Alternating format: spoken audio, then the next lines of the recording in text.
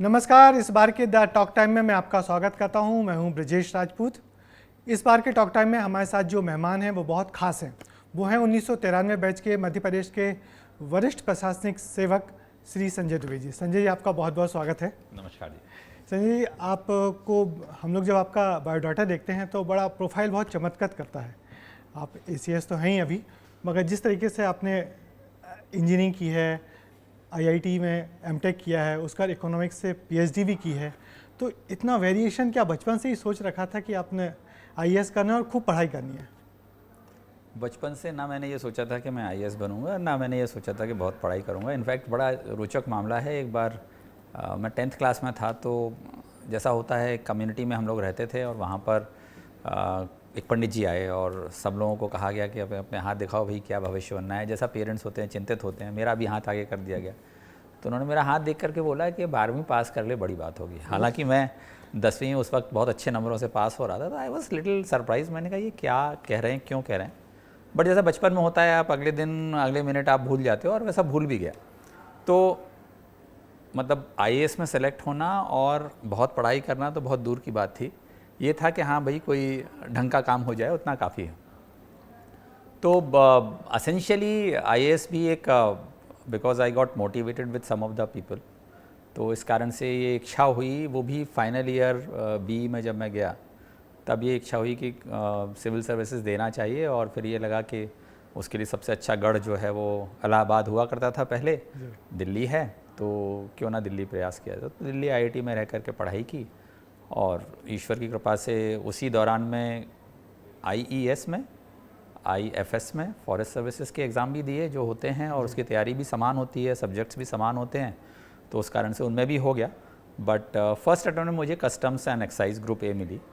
तो मैंने सोचा कि एक प्रयास, पहले ही प्रयास में जब इतना कर लिया है तो संभावना है कि दूसरे प्रयास में कुछ अच्छा बेहतर हो।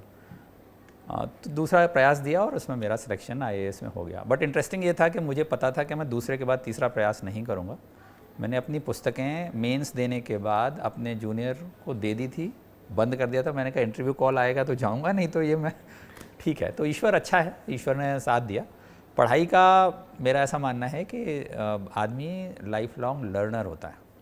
अगर आप कुछ अच्छा करना चाहते हैं तो आपने किसी एक विधा में महारत हासिल कर भी ली हो, पर्टिकुलरली IAS में रह के आपको हर तरह के लोगों से मुलाकात करनी है, हर तरह के लोगों से बातचीत करनी है, और आप एक्सपर्ट्स से बात करते हैं, प्रोफेशनल्स से बात करते हैं, उनसे सीखने की कोशिश करते हैं। तो अगर आपका वेल ग्राउंडेड पर्सनैलिटी है, आपकी नॉलेज है, then you are respected also and you can get a good work done. Sir, शुरुआत इसी से करें कि IIT का एग्ज़ाम भी छोटा मोटा नहीं होता। जब उस समय आपने दिया हो तब तो और कंपटीशन तो अब बढ़ा है, मगर उस वक्त ही अच्छा खासा कंपटीशन था। तो बनना आपको इंजीनियर ही था? हाँ, इसलिए शायद क्योंकि उस समय में जब हम लोग मतलब आप भी उसी एज के हैं, आज से 30-35 साल पहले अगर कोई अच्छा करना चाहता है और अच्छा पढ़ रहा है, तो दो ही चीज़ें होती थी, डॉक्टर बन जाओ या इंजीनियर बन जाओ। और पापा मेरे चूँकि इंजीनियर हैं, मिलिट्री इंजीनियरिंग सर्विसेज में थे, सिविल इंजीनियर हैं, तो नेचुरली एक इंक्लिनेशन वहाँ पर हो गया कि इंजीनियर बनना है। हाँ, ये नहीं पता था कि इंजीनियरिंग बननी है, मतलब मैकेनिकल लेना है या इलेक्ट्रिकल लेना है या कंप्यूटर साइंस उस वक्त आई थी, तो I was not sure. But फिर जो भी मिला और वो मज़ा आया, अच्छा लगा, मतलब एन्जॉय किया, पढ़ाई को बोझ नहीं लगा कभी भी। तो आई रियली एन्जॉयड। इनफैक्ट मैं अपने कॉलेज का गोल्ड मेडलिस्ट हूँ ऑल ब्रांचेस में, जी जी। Just because I never felt कि ये पढ़ाई एक बर्डन है जिसको पास करना है। मुझे हर मिनट उसका एन्जॉयमेंट रहा कि हाँ कुछ नया सीखने को मिल रहा है, हाँ ये चीज़ पता पड़ी। तो that is how it happened. तो अभी आपने शायद BTech और फिर कंटिन्यू MTech भी किया? BTech किया, MTech किया, उसके बाद मैंने MA इकोनॉमिक्स किया, PhD किया, master post graduate diploma in management किया, और रिसेंटली बता रहा हूँ मैं, वेरी गुड। अभी मैंने ESG होता है, एनवायरनमेंट सोशल एंड गवर्नेंस, जो आजकल लगभग सभी जगह होता है, उसका पूरा 6 महीने का सर्टिफिकेट कोर्स ऑनलाइन और उसके एग्ज़ाम्स देकर बाकायदा उसको कंप्लीट किया। तो इतनी व्यस्तता के बावजूद पढ़ाई के लिए आपकी जो रुचि है बरकरार है और लगातार आप ना कुछ अचीव कर रहे हैं सर, इसके पीछे क्या वजह है, जबकि सब कुछ तो आपने पा लिया है? नहीं, देखिए मेरा मानना है कि ह्यूमन लाइफ का सबसे बड़ा पॉजिटिव इफेक्ट यह है कि आप जीवन भर सीख सकते हो कंटिन्यूसली। जब तक आपका ब्रेन और माइंड आपका काम करता है तो आप कुछ ना कुछ नया करते हो। और मेरी वाइफ डॉक्टर है, गायनिकोलॉजिस्ट है, और उनका ये कहना है कि आदमी एज तब नहीं होता जब वो कुछ नया कर रहा होता है। आदमी एज उस दिन से चालू करता है जिस दिन से आपने सीखना छोड़ दिया है। और मैं इसको पूरी तरीके से मानता हूँ कि आप किसी भी एज पर ये नहीं कह सकते कि नाउ एजुकेशन इज़ इनफ और your knowledge is enough. You can continue to learn it till the last breath of your life. तो ये मान लेना कि चूँकि हमने, अगर हमारा एम हो कि हम केवल सिविल सर्विसेज में आ जाएंगे और एक पद धारण कर लेंगे और वही हमारी इतिश्री है, तो वो नहीं है। मुझे लगता है कि achievement of human life is, और वो हर एक ऐसे व्यक्ति का जो जिसका रोटी कपड़ा मकान टेकन केयर ऑफ हो गया है, वो एक हायर लेवल ऑफ मोटिवेशन होता है। और वो एक मोटिवेशन ह्यूमन लाइफ का जो मुझे लगता है वो ये है कि you must learn, continue to learn, और हर रोज़ कुछ नया सीखने को है। आज मैं आपके स्टूडियो में आया तो मुझे कुछ नया सीखने को मिला कि हाँ वाकई में रिकॉर्डिंग कैसे की जाती है, जी। और उसके लिए क्या टेक्निक यूज़ हो रही है। So this is again something that I will carry back. और जब मैं किसी और से इंटरेक्ट करूँगा तो मुझे बैकग्राउंड में पता होगा कि हाँ these are the challenges which media people feel और experience.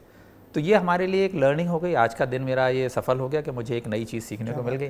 So that is the point. बहुत सुंदर था, बहुत सुंदर सर। पर जिस तरीके से हम लोग, हमारे इस प्रोग्राम का मकसद ये भी है कि हम लोग, आप जैसी शख्सियत आएँ, अपनी बातें बताएं, तो उनसे लोग ये भी सीखें कि जो सिविल सर्विसेज है तो उसको बड़ा एग्ज़ाम माना जाता है कि बहुत बड़ा एग्ज़ाम है, कैसे उसको क्रैक करें। मगर आप उन लोगों में से हैं जिन्होंने हर डिपार्टमेंट में अच्छी है कि आपकी पोस्टिंग हुई है और आपने सभी IFS, कस्टम, सब जगह पे आपकी अपॉइंटमेंट हुआ है। तो सर उसको क्रैक करने के लिए क्या करना चाहिए? पहली चीज़ तो ये है कि डिसिप्लिन बहुत ज़रूरी है। सिविल सर्विसेज अगर या कॉम्पिटिटिव एग्जामिनेशन आप दे रहे हैं तो डिसिप्लिन, और डिसिप्लिन का आशय केवल ये नहीं है कि आप को कहा गया कि एक कुर्सी और टेबल पकड़ के बैठे। डिसिप्लिन का मतलब है आप टाइम मैनेजमेंट कैसे कर रहे हैं। डिसिप्लिन का मतलब ये है कि आप डिस्ट्रैक्ट कितना कम अपने आप को कर पा रहे हैं, क्योंकि ये एक ऐसा एग्जामिनेशन है जिसमें बैठते तो बहुत सारे लोग हैं, 12 लाख लोग बैठते हैं, बट मुझे लगता है कि जो सीरियस कंपटीशन आपका होता है वो 1 लाख से कम लोगों के बीच में होता है। Because some of them are only sitting because they are either under social pressure, या उनको लगता है कि ठीक है कोशिश कर लेते हैं, और वो इस मानसिकता के साथ बैठते हैं कि चलो पहले बार में नहीं होगा, दूसरे बार में होगा। मुझे लगता है कि अगर आप डिसिप्लिन्ड हैं और टाइम का मैनेजमेंट कर रहे हैं, जो बहुत बहुत ही महत्वपूर्ण है, चाहे कितने भी आप इंटेलिजेंट क्यों ना हो जाओ, आप अगर वो कर रहे हैं तो आपकी प्रोबेबिलिटी बढ़ जाती है, number 1। Number 2, you have to be extremely lucky.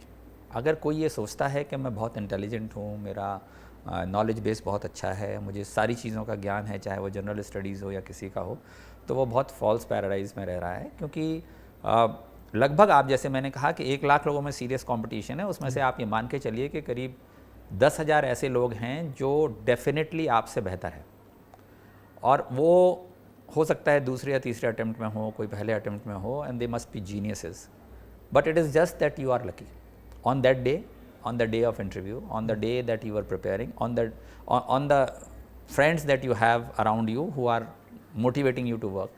तो आपको बहुत बहुत ज़्यादा लकी होना पड़ेगा। तो मैं ये मानता हूँ कि जितनी मेहनत, डिसिप्लिन और टाइम मैनेजमेंट का सवाल है, उतना ही आपका लक का भी खेल है, और इसलिए ईश्वर का और प्रारब्ध का मैं हमेशा से मानता रहा हूँ कि वो बहुत बड़ा रोल अदा करता है, और उसके लिए आपके पेरेंट्स की दुआएं होती हैं, आपके अच्छे कर्म भी हो सकते हैं। मैं उसे मानता हूँ कि महत्वपूर्ण है। और अंत में कहता हूँ कि अगर आप इसको बर्डन की तरह ट्रीट कर रहे हैं, क्योंकि आपको कहा गया है या आपकी इच्छा ज़रूर है लेकिन आप में वो करने की क्षमता नहीं है, तो उसको नहीं अटेम्प्ट करना चाहिए। बिकॉज जहाँ एक और आपको इस पर सिलेक्शन, इस जॉब में सेलेक्ट होने के बाद शायद सम्मान मिलने लगता है, आपको एक दूसरी दृष्टि से देखने लगता है समाज, वहीं आप बहुत सारा समय अपना महत्वपूर्ण जो यूथ होता है आपका, वो ख़राब भी कर सकते हैं। ऐसे भी बच्चे हैं जिन्होंने 5 अटेम्प्ट किए हैं, 6 अटेम्प्ट किए हैं, उसका डिप्रेस हो गए हैं, उनको ये समझ में नहीं आ रहा कि अब क्या करना चाहिए, and they were all brilliant. I am not talking about a common person. तो हमको ये कहीं ना कहीं लाइन खींचनी पड़ेगी कि हम कहाँ तक अटेम्प्ट करें, कितना समय हम इस को देना चाहते हैं। और अल्टीमेटली मैं ये बता दूं कि civil services should not be the end goal of it. End goal आपका सिविल सर्विसेज नहीं हो सकता, एंड गोल आपका समाज सेवा हो सकता है, एंड गोल आपका, अगर आपको लगता है कि रिकग्निशन है तो वो हो सकता है, एंड गोल आपका ये हो सकता है कि आप किसी अच्छी चीज़ में जाकर के उत्कृष्टता प्राप्त करें। तो उसके लिए केवल सिविल सर्विसेज ही रीज़न नहीं हो सकता। You can be very well, in fact आज की तारीख में सुंदर पिच्चई को ज़्यादा लोग जानते हैं जैन एनी IAS ऑफिसर। तो why should be bothered about कि हमको IAS ऑफिसर या IPS ऑफिसर या IFS ऑफिसर बनकर ही समाज में प्रतिष्ठा और नाम मिलेगा। अगर वही आपका लक्ष्य है, समाज सेवा आपका लक्ष्य है, तो आप NGOs को ज्वाइन कर सकते हैं। आपका कुछ और लक्ष्य है तो ऑल्टरनेटिव्स बहुत सारे हैं। यू हैव टू सी कि आप कितना उसके लिए ग्रेजुएटेड हैं, but should not be treated as a burden. उसको एंजॉय करके आप करेंगे तो आप आगे बढ़ेंगे। यानी कि उसको बोझ ना माने और एकदम तय करें कि हमको सिविल सर्विसेज करना है, ईमानदारी से करना है, गंभीरता से करना है। और एक समय सीमा निश्चित करिए कि साल, 2 साल, 3 साल। आप ऐसा नहीं कि भाई पिछली बार 1 नंबर से रह गया तो अब अगली बार और दे देते हैं। हो सकता है अगली बार 50 नंबर से रह जाओ, हो सकता है आपका प्रीलिम्स में ही नहीं हो। और ऐसा कई बार हुआ है कि लोग इंटरव्यू दे के आते हैं, अगले राउंड जब वो देते हैं तो प्रीलिम्स में सिलेक्शन नहीं होता। तो that is a very very depressing cycle and you have to keep motivated yourself. Subject selection कितना इंपॉर्टेंट होता है? बहुत इंपॉर्टेंट है। मेरी खुद की कहानी बड़ी इंटरेस्टिंग है। मैं जब सोचा कि एग्जामिनेशन देना है तो उस वक्त 2 सब्जेक्ट लिए होते थे। तो एक सब्जेक्ट के बारे में मुझे बहुत क्लैरिटी थी कि मुझे फिजिक्स लेना है। देयर वाज नो मैकेनिकल लेना है।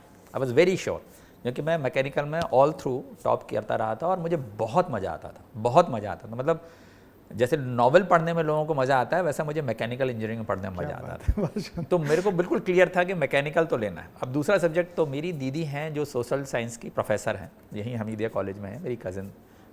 उनसे मैंने बात की एंड वो काफ़ी लोगों को ट्रेन करती हैं। तो बोले सोशल साइंस ले लो, सोशियोलॉजी ले लो, मैं बुक्स बता दूँगी और तुम्हारा बढ़िया ट्रेनिंग हो जाएगी। मैंने कहा बिल्कुल ठीक। तो उन्होंने बुक्स बताई, मैं 7 या 8 बुक्स का नाम दिया उन्होंने। मैं जवाहर बुक डिपो दिल्ली में गया, उससे कहा ये 7 किताबें निकालो। उसने 7 किताबें निकाल के मुझे दी। मैंने लगभग 5 से 6 दिन स्ट्रगल किया। क्वेश्चन पेपर लिए, किताब ली, क्वेश्चन को समझने की कोशिश की, किताब में आंसर ढूंढने की कोशिश की और ये कॉम्प्रीहेंड करने की कोशिश की एक चैप्टर पढ़ के कि वास्तव में whether I am making sense और नॉट। मुझे रियलाइज़ हुआ कि मेरे बस की बात नहीं है। अच्छा। मैंने वहीं से फ़ोन किया दीदी को। मैंने कहा दीदी मुझे नहीं समझ में आ रहा, आपने गाइड किया बहुत अच्छी बात है, लेकिन मैं शायद नहीं कर पाऊँगा। मैं जवाहर बुक डिपो गया, उसका कहा ये किताब ले लो, और वहाँ पर वो ये सुविधा देते थे कि आपने किताब ख़राब नहीं की है, 5-7 दिन हुए हैं, तो वो ही नोज़ कि भाई ऐसा बच्चे करते ही हैं। किताब वापस की, मैंने कहा मुझे फिजिक्स की पूरी किताबें दे दो सेट, मैं वही आके पढ़ूँगा। And I didn't regret that because I enjoyed it. Physics is very very close to mechanic.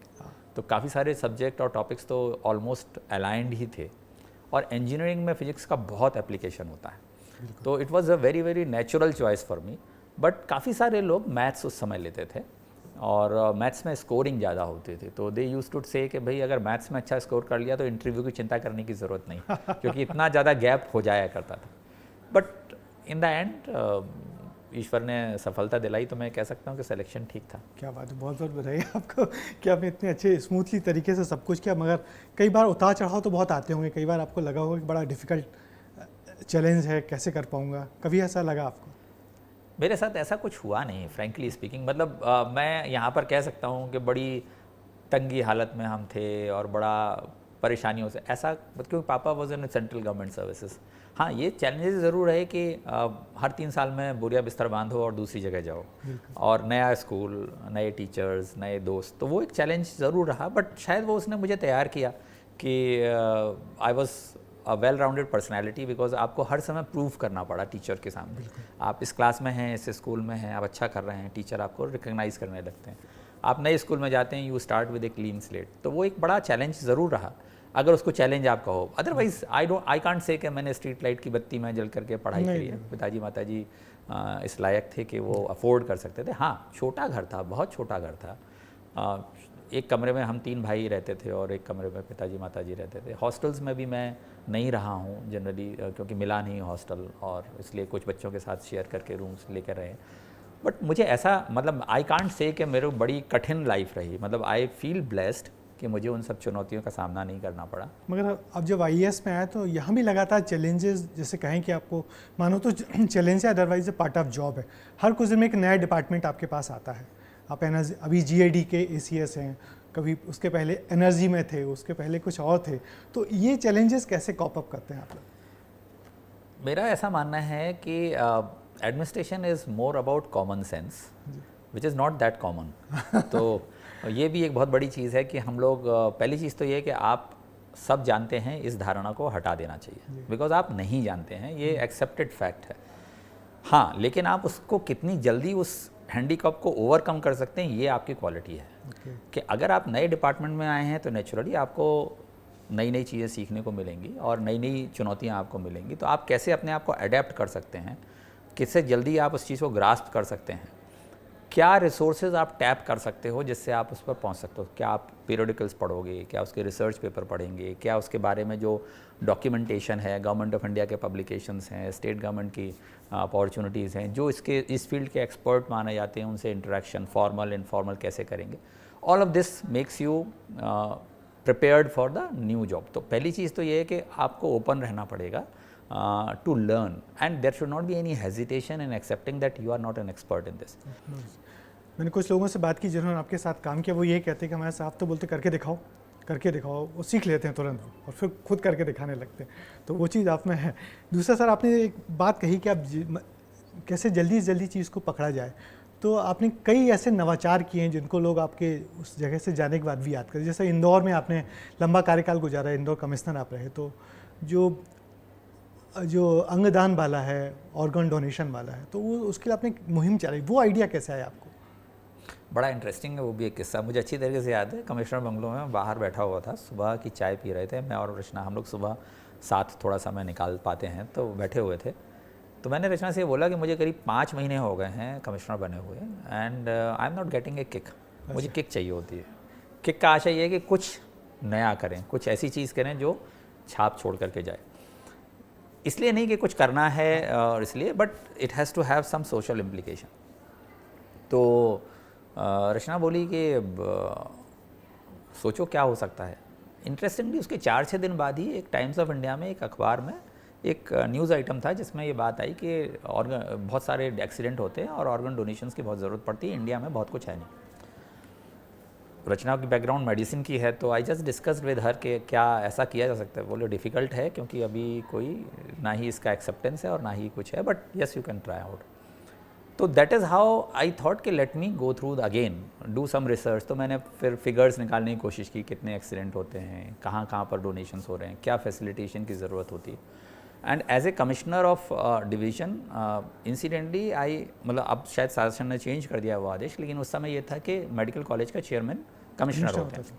तो I had an access to the doctors also. तो I fortunately had a discussion with some of the doctors, and then I said कि ये ऐसा करते हैं। तो obviously सबका पहला रिएक्शन तो ये है कि साहब ये कैसे हो संभव है, ये तो हो ही नहीं सकता, इसके लिए तो बड़ी स्पेशलिटीज़ चाहिए और हमारे यहाँ तो सोच ही नहीं सकते हम। तब लेकिन किडनी का ट्रांसप्लांट होता था, लाइव ट्रांसप्लांट 1-2 अस्पतालों में इंदौर में। तो मैंने कहा ठीक है, ये रोड ब्लॉक आ गया, कोई बात नहीं, दूसरा रास्ता निकालने की कोशिश करते हैं। उनको बुला करके बात की, उनके इनफैक्ट फैसिलिटी को भी विज़िट किया और उनसे पूछा क्या करते हैं, कैसे करते हैं। तो उन्होंने भी कुछ चैलेंजेस बताए कि साहब लाइव में तो पॉसिबल है और किडनी इज़ ईजी, उसमें 24 आवर्स का वेटिंग पीरियड भी है, आप निकाल करके 24 घंटे में आप ट्रांसप्लांट कर सकते हैं। बट हार्ट करेंगे तो 4 घंटे में होता है और लिवर को 6 घंटे ही की लाइफ है, एक बार वो बॉडी से बाहर निकला तो इसके बहुत बड़े चैलेंजेस हैं। और 4 घंटे में तो आप सोच ही नहीं सकते, आप यहाँ पर अगर डोनेशन कर भी दोगे तो आप कैसे सुनिश्चित करोगे कि उसको ट्रांसप्लांट करा जाए 4 घंटे में। तो फिर ये लगा कि कुछ ना कुछ नया करना चाहिए। तो then I discuss with some other doctors. तो मेरे फॉर्चुनेटली मेरी मदर इन लॉ के साथ में डॉक्टर त्रेहान पढ़े हुए हैं, they are both classmates in KGMC। So I then talk to my mother in law and told her कि मम्मी क्या ऐसा हो सकता है कि डॉक्टर त्रेहान से बात हो जाए। तो उन्होंने मुझे कनेक्ट किया and I talk to him and asked him कि डॉक्टर साहब क्या क्या चैलेंजेस हैं। तो ये सर सबसे बड़ा चैलेंज तो ये कि ऑर्गन ही नहीं मिलते, तो ट्रांसप्लांट कहाँ से होगा और इसलिए कुछ होना ही नहीं है। तो हमने कहा अगर ऐसा करा मिल जाए तो क्या होगा। तो बोले हो जाएगा, बट दूसरा चैलेंज ये होगा कि आपको हार्ट ट्रांसप्लांट तो 4 घंटे में करना है, तो आपको अगर आपने कुछ करा भी तो दिल्ली तक तो हो ही नहीं पाएगा।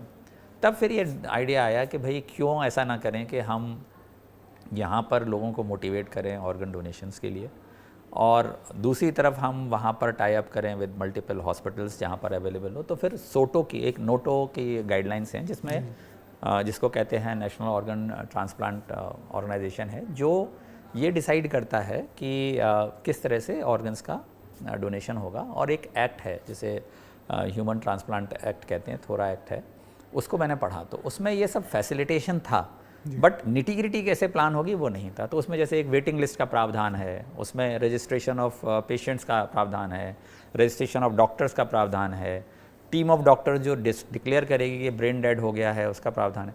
तो ये सब चीज़ें पढ़ करके धीरे धीरे ग्रेजुअली करने की कोशिश की और फिर एक सिस्टम क्रिएट करा, क्योंकि सब जगह पर यह था कि इतनी सारी एजेंसीज़ हैं, वो कैसे एक साथ कोऑर्डिनेट करेंगी। तो फिर एक सिस्टम इवॉल्व किया, एक सोसाइटी रजिस्टर की, एक वेबसाइट बनाई, एक प्रायोरिटी लिस्ट क्रिएट करने की कोशिश की, उसके नियम थे उसको बनाया और बहुत सारे सैंक्शंस गवर्नमेंट ऑफ स्टेट से और गवर्नमेंट ऑफ इंडिया से लिए और फिर उसके बाद क्रिएट किया। फॉर्चुनेटली आज तक चल रहा है और करीब 200 के आसपास लोगों को जान बच चुकी है अभी तक।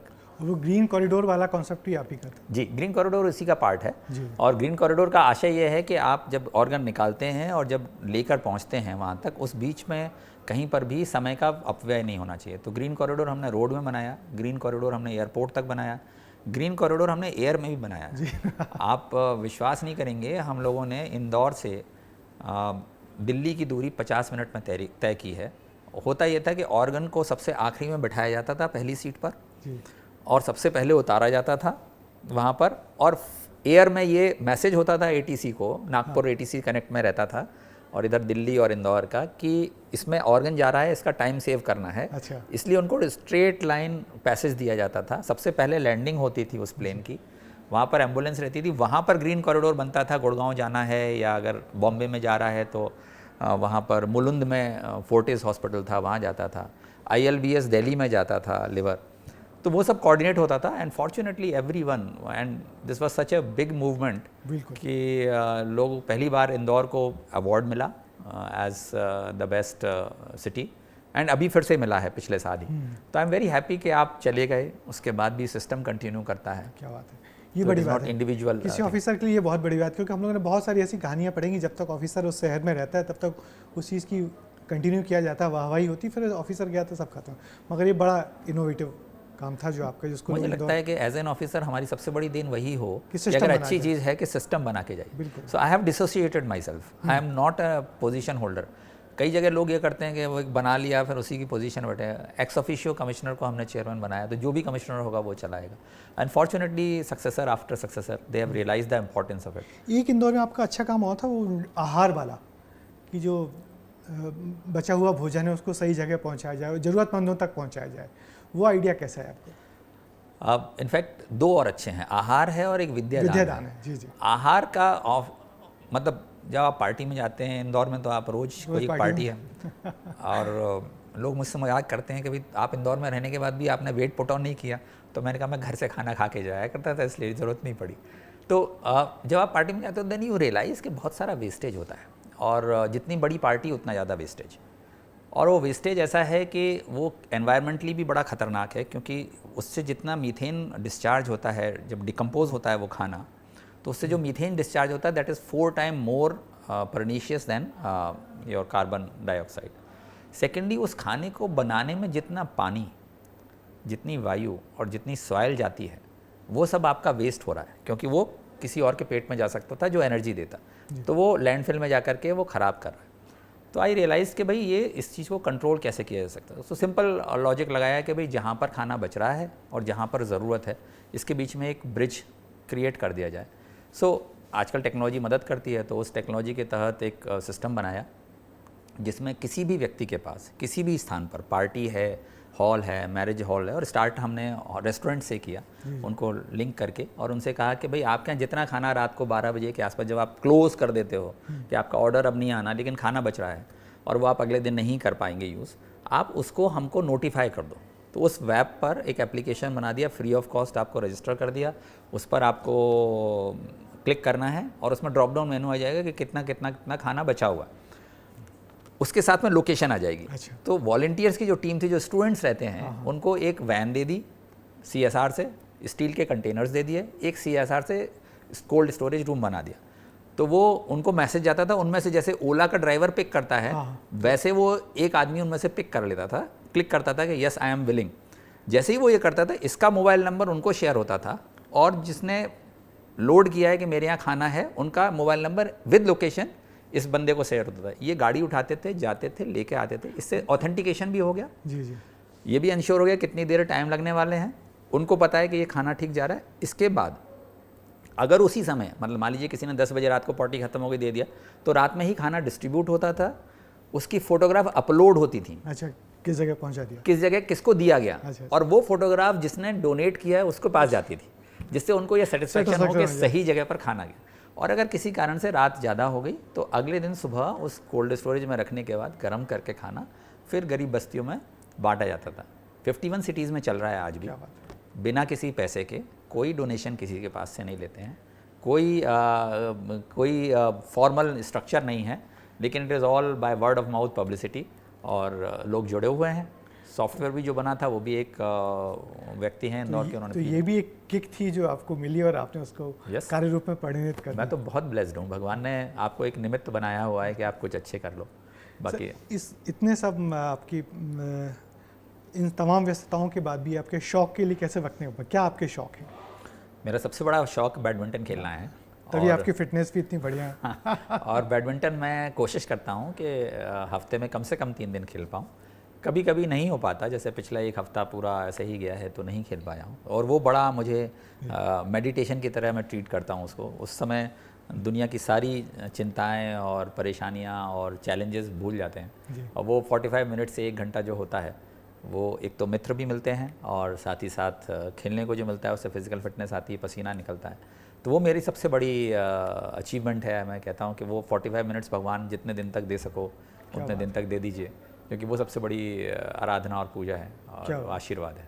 सर आपका बहुत बहुत शुक्रिया कि आपसे हमने बहुत सारी बातें शेयर की, आपने बहुत सारी ऐसी बातें बताई जो नई पीढ़ी के यदि बच्चे हैं जिनको यूपीएससी क्रैक करनी है उनको काम आएगी, और हम जैसे लोग भी जो काम में नई नई किक ढूंढते रहते हैं, ऐसे हमेशा नई नई किक ढूंढें, कुछ नया करें, इनोवेटिव करें और अच्छे तरीके से करें, ये आपसे ज़रूर सीखा जाएगा।